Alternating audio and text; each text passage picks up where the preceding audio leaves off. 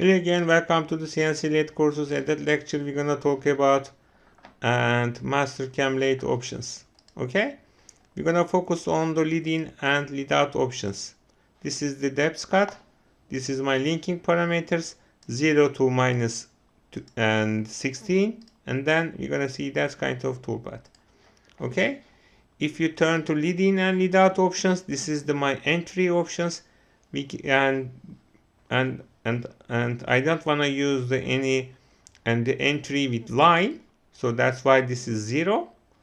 I'm gonna focus on the arc, toolpath, lead in and lead out options. So this is my radius. Actually I can write according to my tool diameter. I can also use the 100% of my tool diameter, and then we can recalculate it.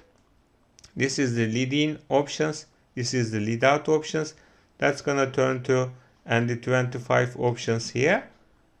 I can click here, so that makes lead in and lead out the same, and we can recalculate it, and we're gonna see that's kind of and the radius for lead in and lead out.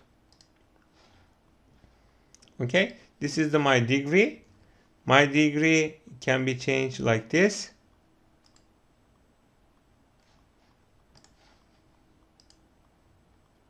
This is my degree. Okay, and we can also create some helix height here, and this is the helix height. I can write, maybe we should write 5 like this, and then we can see that's kind of entering process here.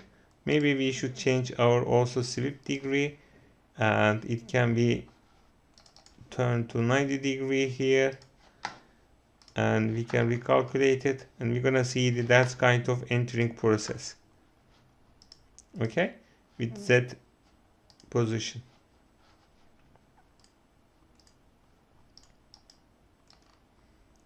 Okay, and this is the lead out options.